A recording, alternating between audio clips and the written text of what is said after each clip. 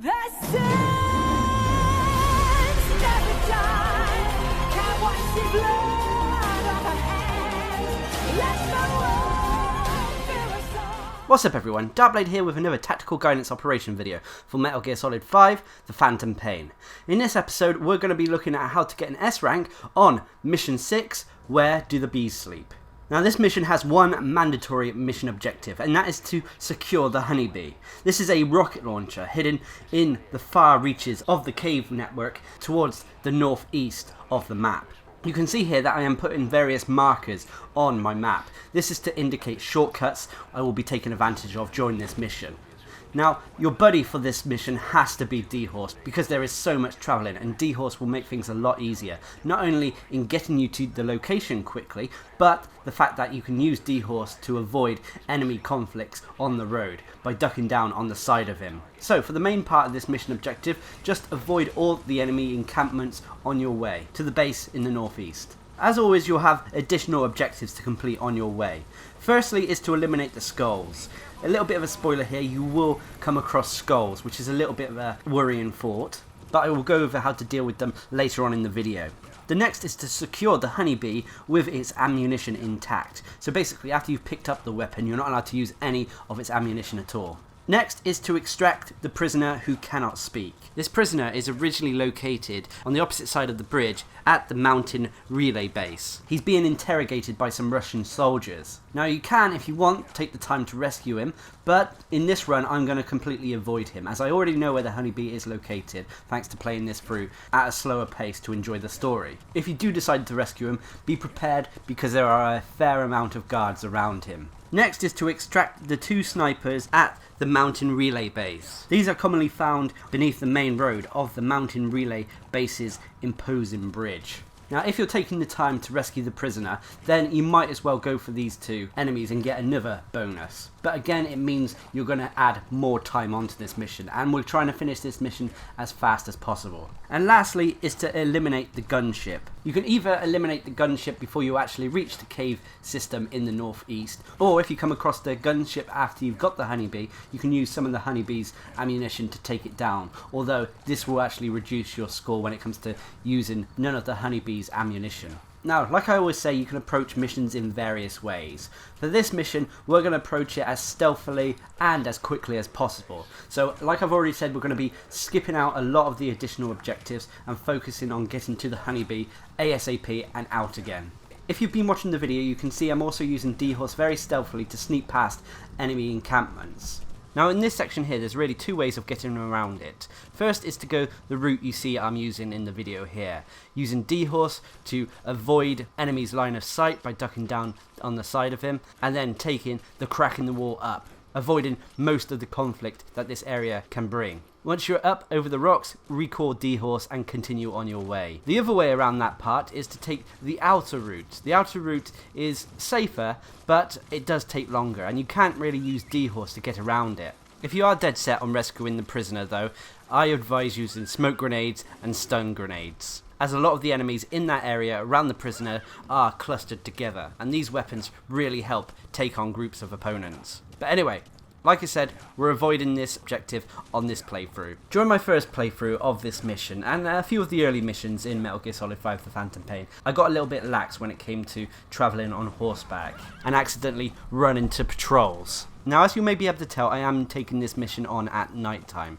This, I find, is the easiest way to do missions. Taking a mission on at night normally reduces an enemy's line of sight quite substantially. There's a bit coming up in a moment where a patrol on the road almost spot me. Luckily, thanks to D-Horse, I was able to avoid alerting them. Also, the fact that it's nighttime also probably had a factor in them not being alerted.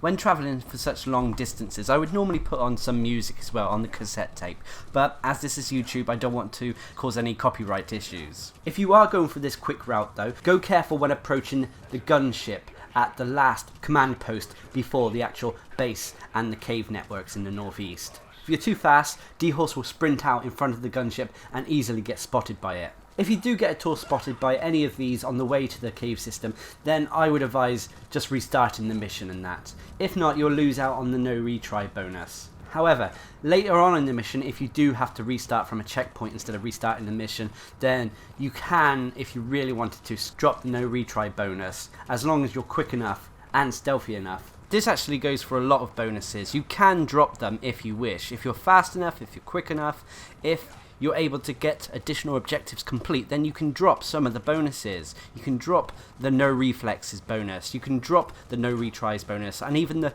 perfect stealth no kills bonus you can drop, as long as you make up points elsewhere. We're approaching the base with the cave system in the northeast. I know it does have a name, but I'm struggling to pronounce it. It's called the Samase Laman. Now, I really hope I pronounced that right. But anyway, there are a fair amount of Russian soldiers in this area, so to sneak around this path here rather than going through the main entrance. After which you drop down and hug the wall to the left until you reach the first entrance into the caves. I must say something, that every time you approach a new base or a new enemy outpost and that, sometimes it's worth taking the time to destroy their anti-air equipment, especially their anti-air radar. This will allow you to call in your chopper into closer locations. And this is what I've done with a lot of the bases through my first playthrough. So if I've ever got an area where I can call a chopper, which you haven't, it's probably because of this reason. Once inside, just follow the route I take here. Now, unfortunately, you could approach this mission and go for the no trace bonus, but I found it a lot easier and a lot simple and faster to just simply take out opponents before me with the tranquilizer weaponry I had. In terms of weaponry, you only really have to bring a tranquilizer pistol, although if you want to be more accurate, you can bring a tranquilizer sniper rifle, although sometimes that is a little bit overkill. I did try to go for a no trace bonus a few times on this mission, but to be honest, it was more hard work, and there are a lot of patrolling guards wandering around this area.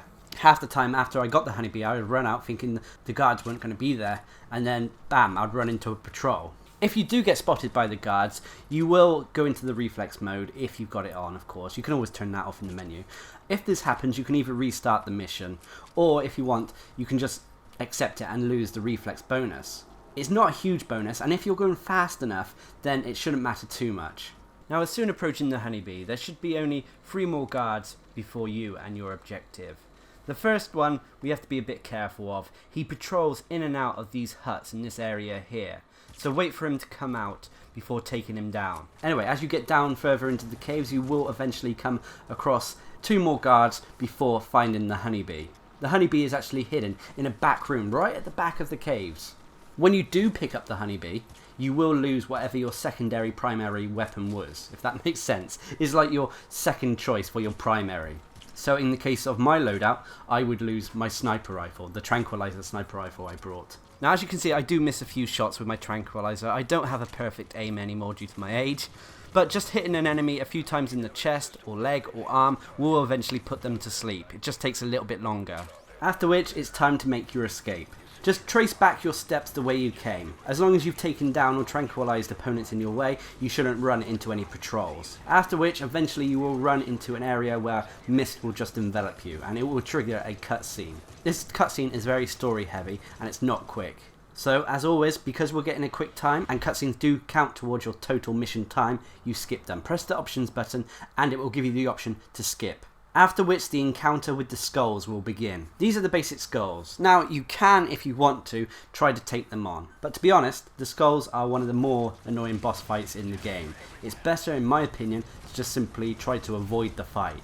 Now, the way we're going to tackle this is we're going to quickly turn around and backtrack the way we came. Back into the tunnels, back into the caves. We're not going to go deep down into the caves. We're just going to go far enough that the skulls lose sight of us. As I move through the caves, I was going to say, if you do want to take on the skulls and that, you have to be very careful. They are very tough, and they can regenerate this armor bar over their health bar, which makes trying to take them out with non-lethal weaponry almost pointless. Anyway, as we move around, we'll be able to see the skulls still firing at the entrance to where we entered the cave system again. Now, as long as we keep quiet, we can avoid them. So we drop down and continue to crouch walk until we get to a safe location. I would always advise marking the skulls just to keep an eye on them, just in case you bump into something or make a loud noise and suddenly they turn around and start attacking you. There will be puppet soldiers, zombie soldiers, floating around, but they're easy to avoid, so just keep out of their way. Once we've got clear enough, we're going to be calling in D-Horse. For the last bit, we're going to have to basically sprint past the skulls on horseback. Even though the skulls would have noticed us, it doesn't actually count as being spotted or sighted, or triggering a combat alert, as boss fights don't generally count as triggering these combat alerts. So this shouldn't take away your perfect stealth no kill bonus at the end of the mission. The reason we're calling in D-Horse is because even if we're crawling, even moving as slow as we can, once you reach a certain point going towards the exit of the base, the skulls will catch up with you. It's like a set piece moment. Anyway, mount up and make a break for it. Sometimes you can run into obstacles with D-Horse, especially with all this fog. So if you do have difficulty in the fog, don't forget to put on some night vision goggles, assuming you've brought some in your loadout. I probably should have mentioned that at the start of the video. Anyway, just make a break for it, just keep running, and eventually the fog will clear. Once that's clear, just call in your helicopter, call in P-Quad, and go for your extraction. You shouldn't really run into any more trouble during this mission. As long as when you come across command posts, I think there's one more before the actual extraction, you avoid it by going over the rough terrain on D-Horse.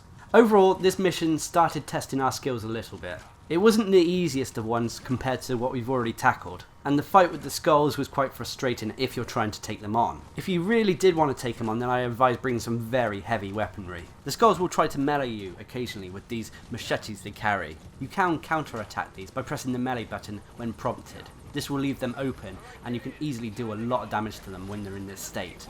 If you're going for the stealth approach though, it's best to avoid them. Fighting these for the first time did get me concerned about how I'm going to tackle the skull fights during the course of the game and trying to get an S rank through them. But anyway, we still managed to get the mandatory objective done. We got the Honeybee, as well as the additional objective on not using any of its ammunition. And as you can tell from the video length, we've done it at a quick time.